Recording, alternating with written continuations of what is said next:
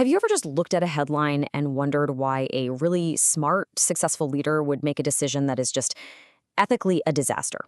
It's this huge puzzle, right? It's not always about greed or bad morals. So today, we're going to get into the cognitive science behind these choices, and more importantly, unpack a new toolkit for making much better decisions when the pressure is really on. Right. Let's just jump straight in. I mean, we've all seen the stories, haven't we? Corporate scandals, the kinds of lending practices that pretty much sparked the financial crisis. And you're just left scratching your head thinking, how on earth did this happen? Were all these leaders just bad people? Or is there something much, much more complicated going on here? You know, for ages, the easy answer was always the bad apple theory. The idea that unethical behavior just boils down to a few people with flawed character. But what if that's not the whole picture? The latest research suggests that a lot of the time, the problem isn't a broken moral compass, it's a bad map. The leaders aren't necessarily trying to go in the wrong direction. They're navigating with a completely distorted view of the world around them. And that brings us to the absolute core idea for today, a concept called sense-making. This really shifts our focus away from judging a leader's internal compass and toward understanding the map they're using to make sense of a really complex situation. So, what is sense making really? Well, think of it as the critical first step you take in a tough spot. It's the process of building a mental model, a clear, reliable map when you're faced with a confusing, high stakes scenario. And here's the key, it's not about deciding what's right or wrong yet. It's all about first understanding what's actually going on. This whole process really breaks down into three key stages. First, you've got to even recognize there's a problem, usually by seeing how the current moment differs from what you've seen before. Second, you take that information and you form your mental model. That's your map. And only then, once you have that map, do you start planning your response. And you can see why this is so important, right? Because if that initial map is wrong, every single step you take after that is going to be off course. But here's the thing, creating that clear map is incredibly hard, especially in business today. It's like leaders are trying to navigate through a thick fog of ambiguity, pressure, and just noise. And that fog can seriously mess with their judgment. So this fog, it really comes from three main directions. First, you've got personal constraints. These are the things going on inside the leader's own head. Then, you've got situational constraints, which come from the immediate context they're in.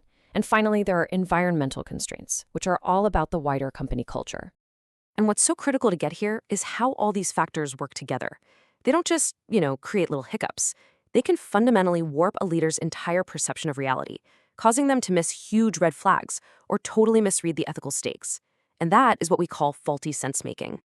Okay, let's make this real. Personal constraints? That could be your own biases, like that little voice that tells you something is fair, mainly because it benefits you. Situational constraints are everywhere. Insane time pressure, crazy performance targets, or big financial bonuses that tempt you to cut corners. And environmental constraints, well, that could be a toxic corporate culture where bad behavior is just normal. Or maybe there's just no support for anyone who tries to do the right thing. Okay, so if our leaders are navigating in this fog, what do we do? How do we help them see more clearly? Well, the good news is this ability to make sense of complexity, it's not some fixed trait you're born with. It is absolutely a skill. And we've got a toolkit of 4 cognitive strategies that you can actually train to build up that skill. Our very first tool tackles one of the biggest challenges, our own emotions. Because, let's be real, when the stakes are high, ethical dilemmas can stir up a lot of anger, fear, or anxiety. The first step to thinking clearly isn't to ignore those feelings, but to actively manage them. This is all about systematically handling your emotional state, and there are 2 really powerful tactics here. The first is cognitive reappraisal, which is just a fancy way of saying you consciously reframe the situation. You tell yourself a different story about what's happening to change how you feel about it. The second is as simple as it sounds, using relaxation techniques to just calm the storm before you have to make a big call. All right, the second tool in the kit is self-reflection. Think about it. Your past experiences are like this massive internal library of information. But you have to know how to use the card catalog, right? This is about consciously pulling from what you've learned, both from your own life and from watching others. And effective reflection isn't just about remembering what happened. It's about focusing on the process that led to a past success, not just celebrating the win itself. Why did it work? What were the steps? Another great tactic is to look ahead. Thinking about a future experience can actually trigger better, more strategic thinking right now. Our third strategy is forecasting. This is all about getting out of that reactive, in-the-moment headspace and proactively thinking through the chain of consequences. What are the second and third order effects of this decision down the line? But here's the trick. Good forecasting is not about creating some massive, endless list of every single thing that could possibly happen. It's about precision. The key is to zero in on a small number of the most critical causes of the problem, and then for each action you might take, identify the handful of most critical consequences. It's about depth over breadth. And that leads us to our final tool, information integration. This is where you pull all the different threads together. It's the process of weaving insights from your emotions, your past experiences, and your forecasts into one single coherent mental map. So, how do you build a better map? Two tactics are absolutely vital.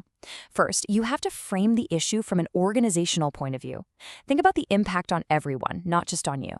And second, you have to actively engage in perspective taking.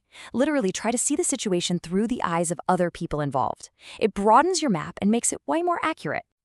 So there you have it, the whole toolkit on one screen.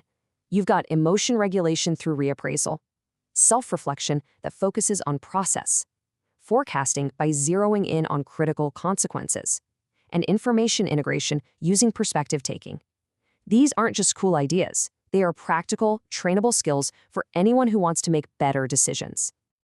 All right, let's bring this all home. What this whole approach is really telling us is that we need a major shift in how we think about ethics in organizations.